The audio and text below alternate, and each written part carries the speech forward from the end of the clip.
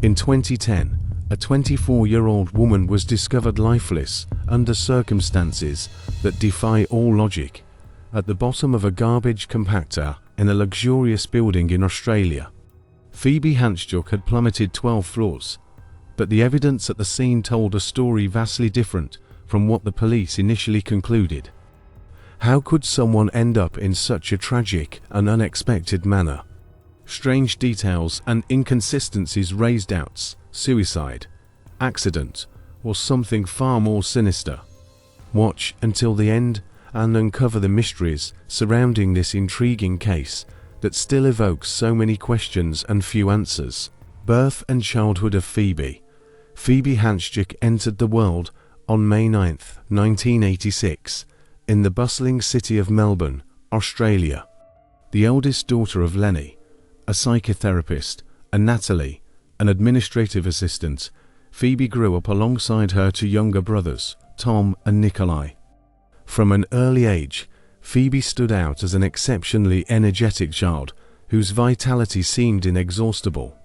Her effervescent and sociable personality made her the center of attention, easily winning friendships and maintaining harmonious relationships with everyone around her. Even in moments of solitude, Phoebe demonstrated a remarkable ability to entertain herself, thanks to her extremely creative and imaginative mind. Her passion for sports was evident, with a special dedication to basketball. Her talent on the court led her to participate in competitions across various Australian states, proudly representing her local team with determination. The young Phoebe was known for her emotional intensity, diving headfirst into every life experience.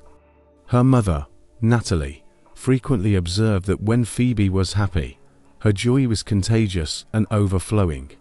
On the other hand, in moments of sadness, her suffering was equally deep and palpable. This intensity also extended to her romantic relationships, which often took on almost obsessive characteristics, with Phoebe giving herself completely to each new passion. Adolescence. Phoebe's entry into adolescence was marked by a significant emotional upheaval, triggered by her parents' divorce.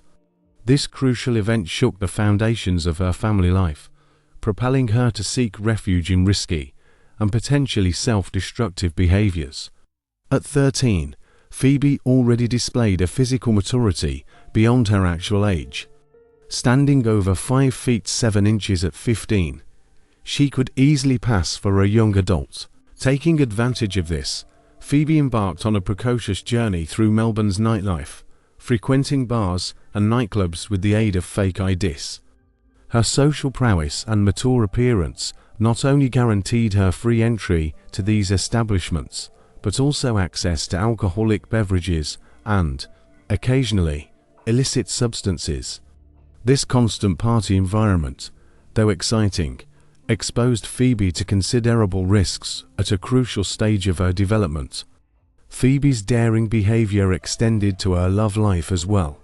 She demonstrated a preference for older men, initiating relationships that many would consider inappropriate for her age. This tendency culminated in her first serious relationship at 16, with a 30-year-old teacher, a union that, though technically illegal, had her mother's permission. This turbulent period of experimentation and search for identity coincided with the emergence of challenges to Phoebe's mental health. It was during these formative years that she received her first diagnosis of depression, beginning a battle that would accompany her in the years to come. The combination of emotional instability, substance use, and complex relationships laid the groundwork for the challenges Phoebe would face in her adult life. First serious relationship. As Phoebe entered adulthood, the patterns established in her turbulent adolescence began to crystallize, bringing with them a series of increasingly complex challenges. Her first serious relationship, begun at 16 with a teacher 14 years her senior, set a precedent for her future romantic relationships. This period marked the beginning of a more intense struggle against depression, leading Phoebe to seek professional help. She began regular therapy and was introduced to medications to manage her symptoms. However, The battle against depression proved to be a long-term challenge, often intertwined with her relationships and lifestyle choices. The transition to adult life brought with it new responsibilities and expectations. Phoebe faced difficulties in completing higher education, possibly due to the combination of her unstable mental health and continued substance use. Instead of following a traditional academic path, she found employment as a nightclub promoter, an occupation that, while aligned with her social lifestyle, did little to alleviate her underlying problems. Her work in the nightlife scene, though providing an income and a sense of independence, also constantly exposed her to an environment filled with alcohol and potential illicit substances. This constant exposure presented a significant challenge for someone struggling with depression and trying to establish balance in her life. Phoebe's relationships during this period continued to follow a pattern of intensity and, often, volatility. She tended to fall in love quickly and deeply, often with older men, in relationships that were frequently described as obsessive. These relationships were characterized by extreme emotional highs and lows, reflecting Phoebe's own internal struggle for stability and self-understanding. Despite these challenges, Phoebe maintained a support network through her family and friends. Her connection with her maternal grandmother, in particular, remained a constant source of comfort and guidance, offering a safe space where Phoebe could be completely honest about her struggles and hopes for the future. Beginning of the relationship with Anthony Hampel. In May 2009, Phoebe Handsjuk's life took a decisive turn when, at 23, she met Anthony Hampel, a 42-year-old man. This encounter would mark the beginning of a relationship that would define the last 18 months of Phoebe's life. Anthony Hampel was no ordinary man. He was an influential event organizer in Melbourne's social scene, with powerful connections. His father was a recently retired judge of the Supreme Court of Victoria, and his stepmother currently held a judge position in the court. These connections gave Anthony an elevated social status and an aura of authority that undoubtedly exerted a fascination on the young Phoebe. The beginning of the relationship was marked by an intense and overwhelming passion. Social networks and local magazines frequently displayed photos of the couple in romantic destinations, painting the image of a modern fairy tale. The 19-year age difference between them seemed irrelevant in the face of the evident chemistry they shared. Just 3 months into the relationship, Phoebe made the decision to move into Anthony's apartment. The chosen location to start this new phase of their lives was a luxury condominium in Melbourne called Balancia, a symbol of Anthony's social and financial status. However, like many intense relationships, the honeymoon phase was brief. Soon, the differences between Phoebe and Anthony began to manifest in increasingly evident ways. Phoebe's more laid-back lifestyle contrasted sharply with Anthony's methodical and refined nature. As time passed, people close to Phoebe began to notice significant changes in her behavior. She seemed to be constantly policing herself, fearful of saying or doing something that might displease Anthony. The apartment they shared, although luxurious, showed no trace of Phoebe's personality. All her personal belongings were stored in boxes in the building's garage. This relationship, which initially seemed promising, soon became a source of tension and conflict in Phoebe's life. Therapy sessions became more frequent, and her dependence on medication increased. What began as a fairy tale was quickly turning into something much more complex and potentially dangerous: changes in behavior. As the relationship with Anthony Hampel deepened, a gradual and disturbing metamorphosis began to manifest in Phoebe Handsjuk. Those who had known her for years could hardly recognize the vibrant young woman she used to be. One of the most visible changes was in her physical appearance. Under the influence of Chrissy, Anthony's sister, Phoebe adopted a new look. Her hair, previously long and natural, was drastically cut and dyed black. This outward transformation seemed to reflect a deeper and more disturbing inner change. The luxurious apartment that Phoebe shared with Anthony in the Balancia condominium became a symbol of the loss of her identity. Although she supposedly paid rent, the space contained no trace of her personality or belongings. All her personal objects, from photos to mementos, were confined to boxes in the building's garage. Visits from family and friends to the apartment became rare and uncomfortable. Phoebe no longer invited close people, and on the few occasions when her mother or brother managed to gain access, they were shocked by the total absence of any personal touch of Phoebe in the environment. Professionally, Phoebe seemed to be losing her way. Her struggle against depression intensified, leading to an increase in therapy sessions and medication use. Her work as a nightclub promoter, which had previously provided her with a sense of independence, now seemed to exacerbate her problems. Her diaries from this period reveal deep anguish and an identity crisis. In one particularly moving entry, Phoebe wrote, "I don't know what he saw in me. I can't have an opinion. Everything I say is wrong. I'm stopping talking.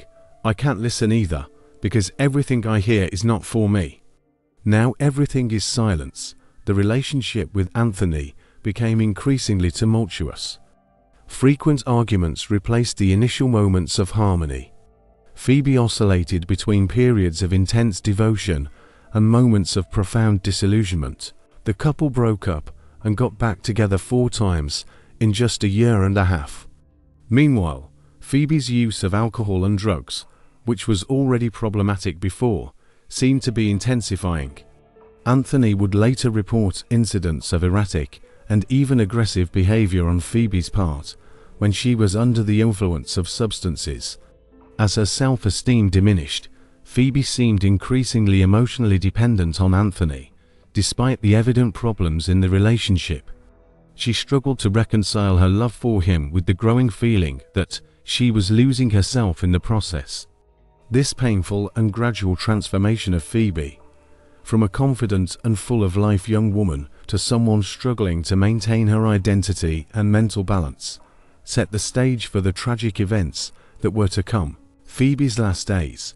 At the end of November 2010, Phoebe Handsjuk embarked on a journey that would prove fateful.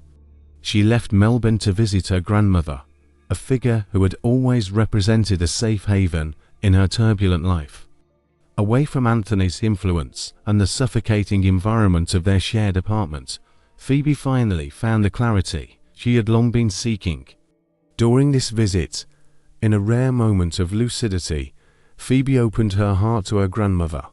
She confided about the problems in her relationship with Anthony, her continued drug use, and the oppressive feeling that she was losing herself. The grandmother, always a source of wisdom and understanding, listened attentively and offered advice that would resonate deeply with Phoebe. The family matriarch advised Phoebe to do what her heart desired, end the relationship with Anthony in a mature and personal manner. She emphasized the importance of closing things properly, noting that many of Phoebe's problems in life came from leaving unresolved issues and poorly ended relationships. Inspired and strengthened by this conversation, Phoebe returned to Melbourne on November 29th with a new determination.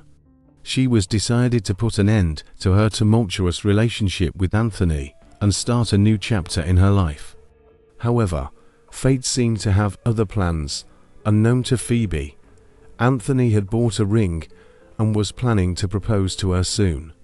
This disparity between Phoebe's intentions and Anthony's expectations created an underlying tension that would permeate their last days together.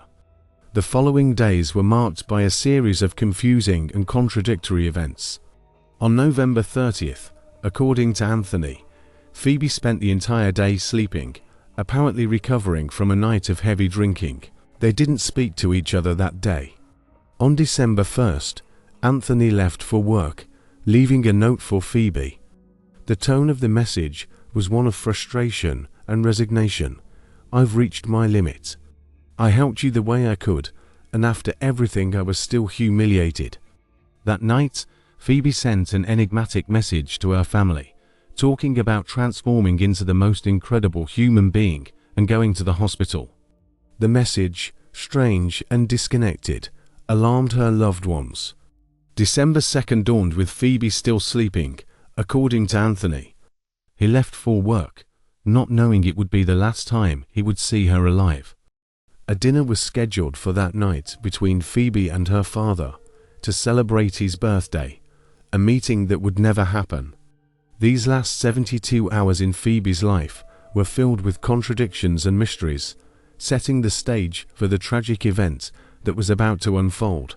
If you're enjoying the video, don't forget to leave your like and subscribe to the channel. Day of Death. On December 2nd, 2010, a seemingly ordinary Thursday turned into a day that would be etched in the memory of everyone involved in Phoebe Handsjuk's life. What began as an expectation of a celebratory dinner between father and daughter ended in an inexplicable tragedy. At 7:04 p.m. that night, the silence of the luxurious Balancia condominium was broken by a scream of horror.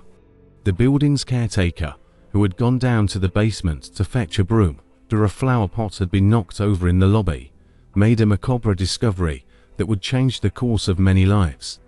Trying to open the door to the service room, where cleaning products and the garbage compactor machine were kept, the caretaker noticed that something was obstructing the passage. Forcing the door, she glimpsed a nightmare scenario. The body of a young woman lay on the floor, surrounded by a pool of blood. Paralyzed by shock, the caretaker didn't have the courage to check for signs of life. Instead, she immediately alerted the authorities. When the police arrived, the scene they found was disturbing and confusing. Phoebe Handsjuk, only 24 years old, had been found in the building's garbage depot, in circumstances that defied logic. The initial evidence suggested that she had fallen down the garbage chute from the 12th floor, a fall of approximately 40 meters that lasted between 3 and 4 seconds. Phoebe's body presented injuries consistent with a fall from a great height. Her femur was fractured, as were other bones in the lower part of the body. However, the most serious injury, and the one that probably caused her death, was a deep cut on her ankle, caused by the blade of the garbage compactor machine. Curiously, despite the severity of her injuries, there were indications that Phoebe had survived the initial fall. Blood marks indicated that she had managed to get out of the garbage bin and tried to crawl towards the door, in a desperate attempt to seek help. The position in which the body was found raised even more questions. Phoebe was lying behind the door, with her jeans pulled down below her knees. However, there were no signs of sexual abuse, adding another layer of mystery to the case. The discovery of Phoebe's body under these bizarre circumstances marked the beginning of a complex and controversial investigation. What initially seemed to be a tragic accident or possible suicide would soon turn into a case that would divide opinions, raise suspicions, and leave a family in desperate search for answers. The controversial initial investigation. The investigation that followed Phoebe Handsjuk's death was marked by a series of questionable decisions and critical omissions that would later be the target of intense scrutiny. What should have been a meticulous analysis of a complex case quickly turned into a hasty and superficial investigation. When Sergeant Butterwolf arrived at the scene, his initial assessment was that Phoebe's death was the result of suicide or a self-inflicted accident. This premature conclusion seems to have significantly influenced the subsequent course of the investigation, leading to a series of critical procedural failures. One of the most glaring omissions was the lack of collection of crucial evidence. Fingerprints from the apartment door were not collected, nor were electronic devices such as cell phones and computers seized, which could have provided valuable information about Phoebe's mental state and her activities in the days leading up to her death. Furthermore, the condominium's security cameras were not properly examined. Only a small recording showing residents, including Phoebe, leaving the building due to a false fire alarm was analyzed. The footage from the 24 hours prior to Phoebe's death, which could have been crucial to establishing a timeline of events, was completely ignored. Perhaps the most surprising lapse was the lack of collection of garbage residues from the trash can. Considering that Phoebe allegedly fell down the garbage chute, any residue could have provided valuable clues about the circumstances of her fall. The fingerprint test performed on the 12th floor garbage drawer and adjacent walls revealed no prints, a fact that raised more questions than answers. How could a frequently used location present any fingerprints? This suggested meticulous cleaning before the test, but this possibility was not investigated further. The sergeant's visit to Anthony Hampel's apartment was superficial. Although he noticed broken glasses and a take-out food bag, these details were not investigated more deeply. There was no thorough search of the apartment or a detailed interrogation of Anthony. The autopsy report, although extensive with 83 pages, raised more questions. It revealed that Phoebe had a blood alcohol level 3 times above the legal limit for driving in Australia, in addition to traces of Stilnox, a sleep medication. The combination of these substances could have significantly affected her behavior and perception, but this aspect was not adequately explored in the initial investigation. The speed with which the police concluded that Phoebe's death was a suicide or accident, without considering other possibilities, was deeply disturbing to her family. The lack of a comprehensive investigation left many questions unanswered and planted seeds of doubt that would continue to haunt the case in the years to come. The family's relentless search for answers. Dissatisfied with the police's hasty conclusion and driven by an ardent desire for justice, Phoebe Handsjuk's family embarked on a determined journey to unravel the truth behind her tragic death. At the forefront of this crusade was Phoebe's grandfather, a former local police detective whose experience and determination would become crucial in challenging the official narrative. Refusing to accept the simplistic explanation of suicide or accident, Phoebe's grandfather initiated his own meticulous investigation. His first action was to personally visit the Balenciaga building, where his granddaughter had lost her life. Armed with a camera and measuring instruments, he meticulously documented every detail of the site, from the dimensions of the garbage chute to the layout of the corridor. The result of his initial investigation was astounding. He discovered that the maximum opening of the garbage chute door was only 37 by 22 centimeters, an extremely small space for a person to insert themselves, especially someone in the state Phoebe was supposedly in. Moreover, the garbage chute door was equipped with a robust spring, making it almost impossible to keep it open without external assistance. Determined to prove his theory, Phoebe's grandfather took an extraordinary step. He commissioned the construction of an exact replica of the Balenciaga corridor and garbage chute. This replica, built with the same materials and specifications as the original, would become a centerpiece in his quest for answers. To conduct realistic tests, a friend of Phoebe's, with similar body dimensions, was invited to try to pass through the opening of the replica garbage chute. The results were filmed and later televised on the 60 Minutes Australia programme, bringing the case back to public attention. The tests on the replica proved crucial. Even while sober and in full control of her faculties, Phoebe's friend could only pass through the garbage chute opening with great difficulty and external assistance. This fact cast serious doubts on the possibility of Phoebe, supposedly intoxicated and emotionally disturbed, having performed such a feat alone. Beyond the physical tests, Phoebe's family began to question other aspects of the official investigation. They noticed discrepancies between the coroner's report and the physical evidence, such as the position of injuries on Phoebe's body and the absence of fingerprints on the garbage chute. The family also raised questions about Phoebe's relationship with Anthony Hampel and the role he might have played in the events leading to her death.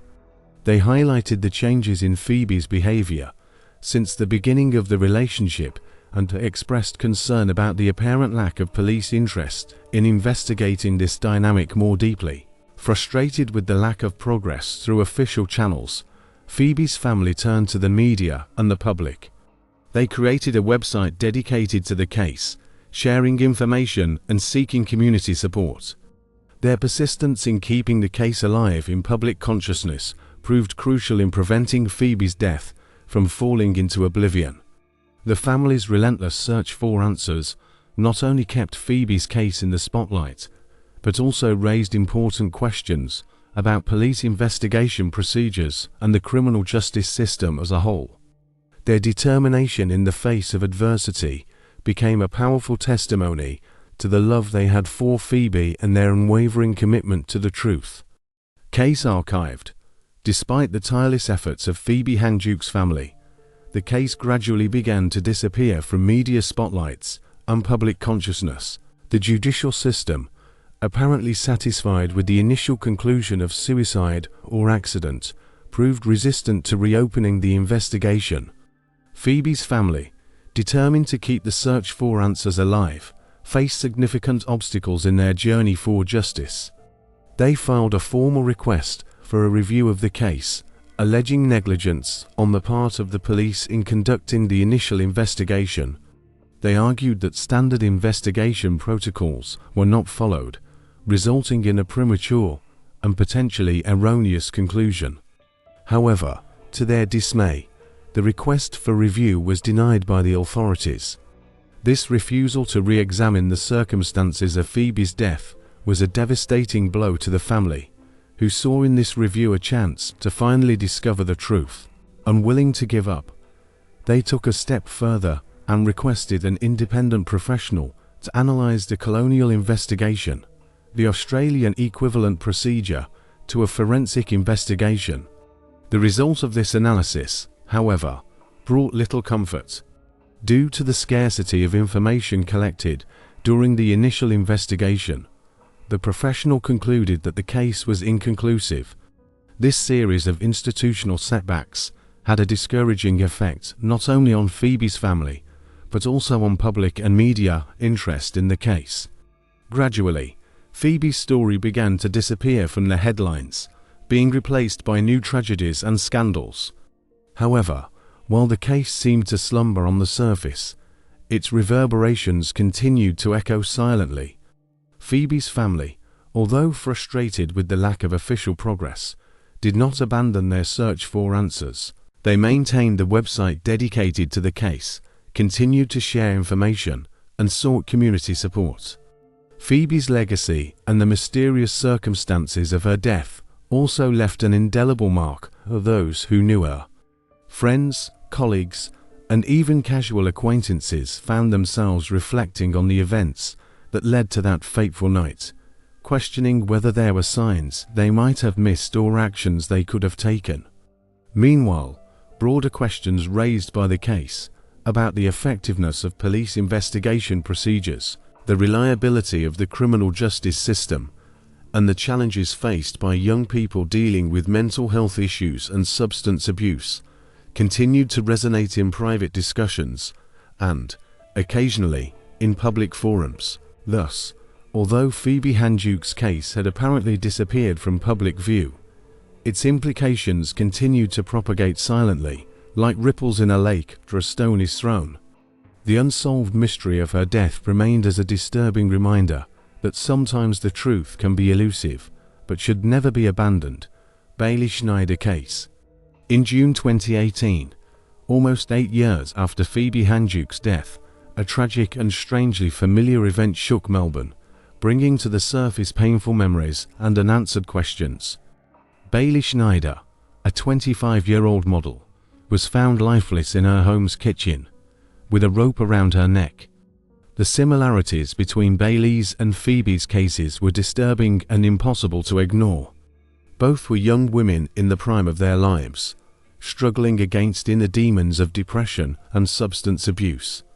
Both worked in the volatile world of nightlife, Phoebe as a promoter and Bailey as a model, but the most shocking coincidence was in the connection with Anthony Hampel.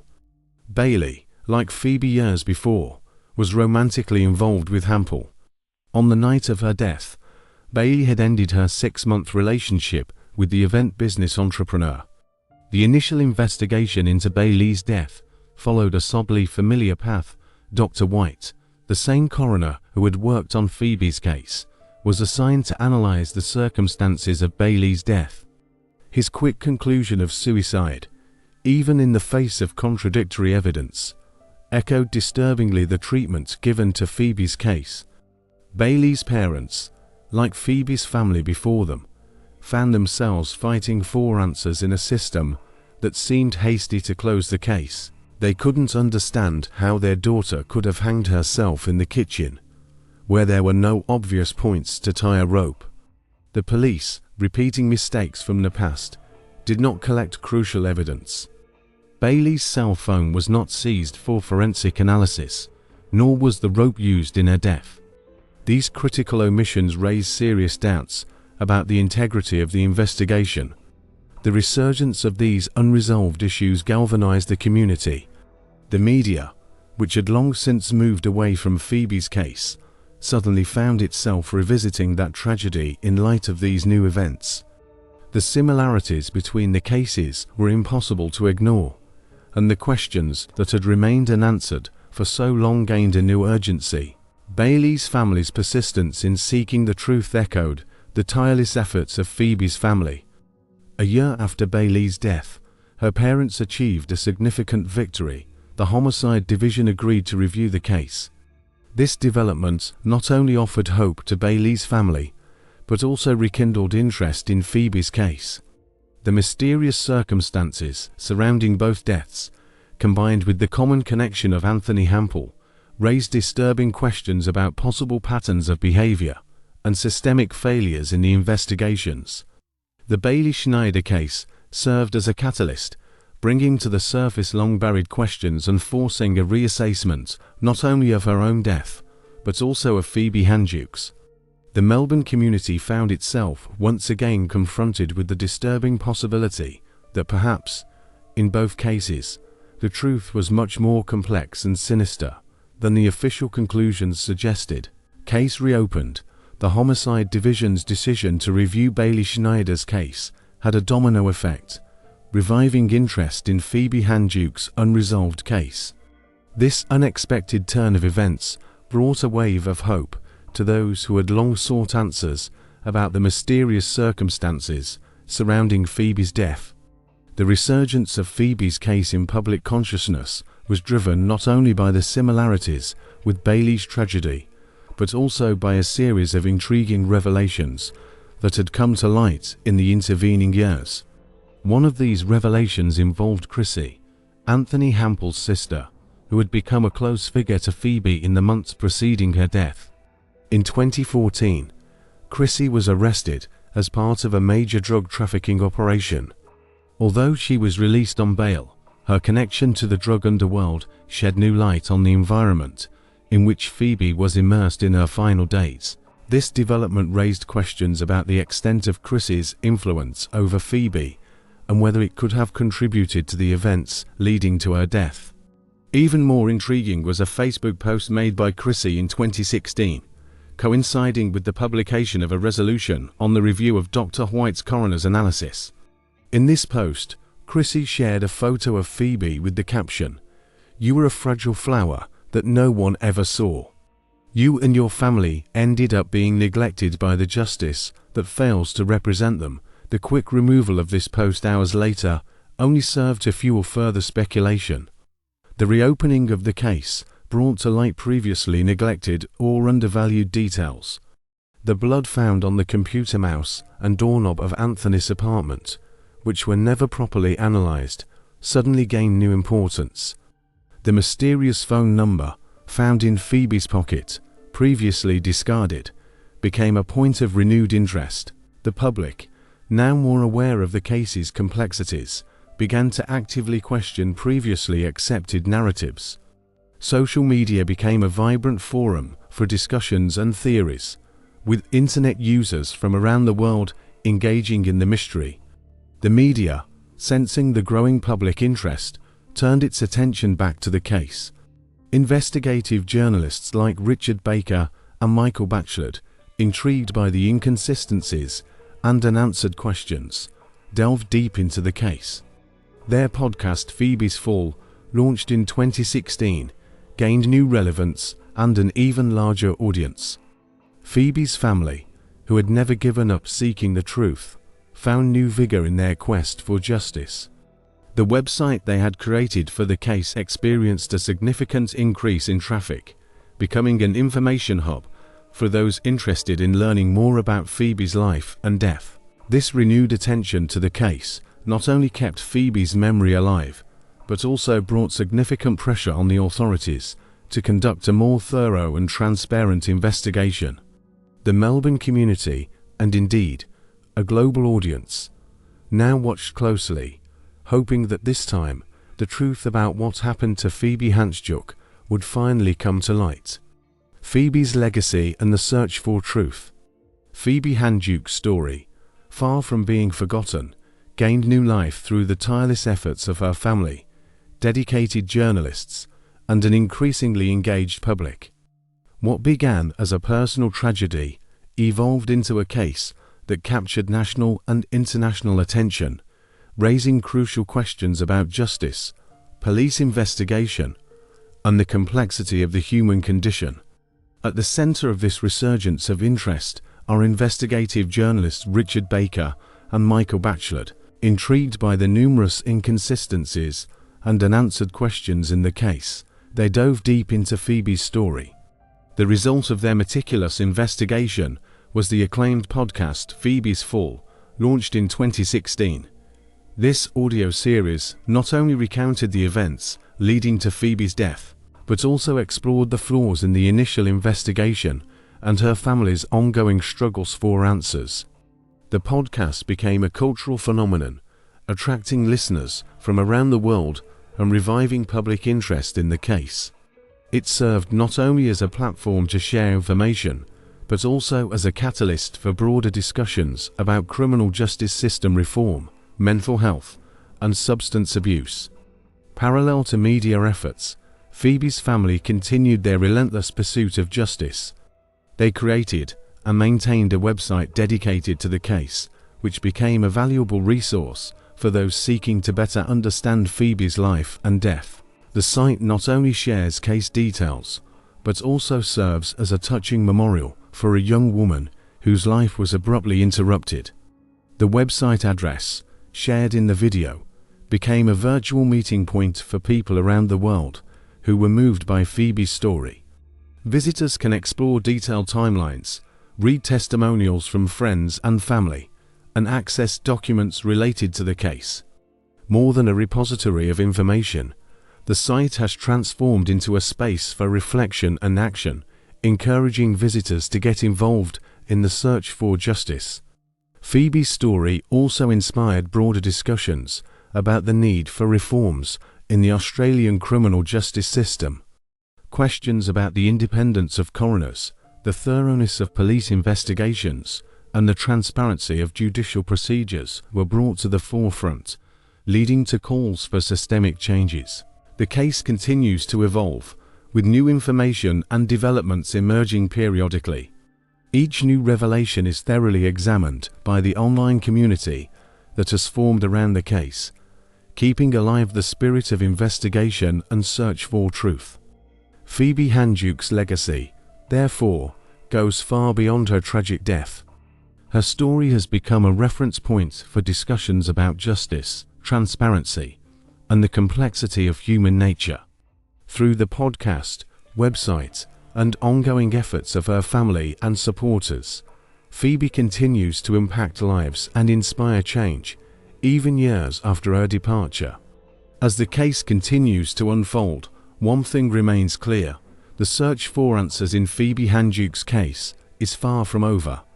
Her story serves as a powerful reminder that the truth, however elusive it may be, is worth pursuing, and that the memory of a lost life can become a powerful force for positive changes in society.